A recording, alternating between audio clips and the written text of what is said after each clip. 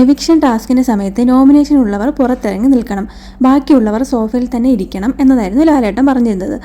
ലാലേട്ടൻ പേര് വിളിക്കുന്നതനുസരിച്ച് ഓരോരുത്തർ പുറത്ത് വന്ന് സ്ക്രാച്ച് കാർഡ് സ്ക്രാച്ച് ചെയ്ത് ആരാണ് സേവ് എന്ന് നോക്കിയിട്ട് സേവ് ചെയ്തവർക്ക് അവിടെ ഇരിക്കുന്ന മാല അണിയണം എന്നതായിരുന്നു പറഞ്ഞിരുന്നത്.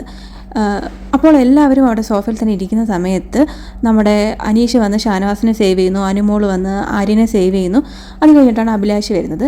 അഭിലാഷ് വന്നിട്ട് നമ്മുടെ ആദിലെ സേവ് ചെയ്തു. അങ്ങനെ ആദിലെ സേവായി. ഈ സന്തോഷം അറിഞ്ഞ് നമ്മുടെ നൂറ അപ്പോൾ തന്നെ അവിടുന്ന് എഴുന്നേറ്റ് ഓടി വരുന്നുണ്ടായിരുന്നു. അപ്പോൾ നമുക്ക് നൂറയുടെയും ആതിരയുടെ ആ ഒരു സ്നേഹവും അവരുടെ ബോണ്ടിങ്ങും നമുക്ക് അറിയാവുന്നതാണ്. നൂറ ഓടി വന്നത് നമുക്ക് മനസ്സിലാക്കാൻ പറ്റും. കൂടെ നമ്മുടെ അനുമോളും കൂടി ഓടി വന്നു. ഈ അനുമോൾ ഓടി വന്നത് എന്തിനാണെന്ന് നമുക്കറിയത്തില്ല. ഫ്രണ്ട്ഷിപ്പിൻ്റെ പുറത്താണെങ്കിൽ പോലും മറ്റുള്ളവരൊക്കെ അവിടെ ഇരിക്കുന്ന സമയത്ത് അനുമോൾ വരേണ്ട ഒരു ആവശ്യം ഉണ്ടായിരുന്നു എന്ന് എനിക്ക് തോന്നിയിട്ടില്ല. അനുമോൾ ഒരു ഡിസിപ്ലിൻ ഇല്ലാത്ത രീതിയിലാണ് പലപ്പോഴും നമ്മുടെ ബിഗ് ബോസിൽ പെരുമാറിയിട്ടുള്ളത്. ലാലേട്ടൻ ചോദിക്കാതെ എഴുന്നേറ്റ് നിന്ന് ആൻസർ പറയുക, ലാലേട്ടൻ സംസാരിക്കുമ്പോൾ ഇടയ്ക്ക് കയറി സംസാരിക്കുക, അങ്ങനെ ഒരു സ്ക്രീൻ സ്പേസിന് വേണ്ടിയായിരിക്കാം ചിലപ്പോൾ അനുമോൾ അവിടെ ഓടി വന്നത് എന്നാണ് എനിക്ക് തോന്നുന്നത്. ഈ രീതിയിൽ ബിഹേവ് ചെയ്യുന്നത് ലാലേട്ടന് തീരെ ഇഷ്ടമല്ല. അത് പല എപ്പിസോഡുകളും ലാലേട്ടനുള്ള പല എപ്പിസോഡുകളും കാണുമ്പോൾ തന്നെ നമുക്ക് മനസ്സിലാകുന്നതാണ്. പക്ഷേ ലാലേട്ടൻ ഇറങ്ങിപ്പോയതിൻ്റെ കാരണം അതൊന്നുമല്ല, ബിഗ് ബോസ് തന്നെയാണ്. ഇത് എനിക്ക് തോന്നുന്നത് ലാലേട്ടനെക്കാട്ടിൽ കൂടുതലും ഇത് ഇഷ്ടമാകാഞ്ഞത് ബിഗ് ബോസിനാണ് എന്നാണ് എനിക്ക് മനസ്സിലാക്കാൻ സാധിച്ചത്. പിന്നെ ഇന്നലത്തെ എപ്പിസോഡിൽ റെനെ ആയിരുന്നു ഔട്ടായത്.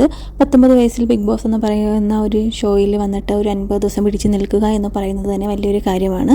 ഒരുപാട് ഹേറ്റേഴ്സൊക്കെ ആദ്യം ഉണ്ടായിരുന്നു. ഇപ്പോൾ അടുത്തടുത്തുള്ള എപ്പിസോഡുകളിൽ കുറച്ചും കൂടി ഹേറ്റേഴ്സൊക്കെ ഒന്ന് കുറഞ്ഞു വരികയായിരുന്നു. ആ സമയത്ത് തന്നെ റെനെ ഔട്ടായിട്ടുണ്ട്. വീഡിയോ ഇഷ്ടമായാൽ എല്ലാവരും ചാനൽ സബ്സ്ക്രൈബ് ചെയ്യുക, ലൈക്ക് ചെയ്യുക, കമൻറ്റ് ചെയ്യുക. അപ്പോൾ അടുത്ത വീഡിയോയിൽ കാണാം. അതുവരേക്കും എല്ലാവർക്കും ടാറ്റ, ബൈ ബൈ.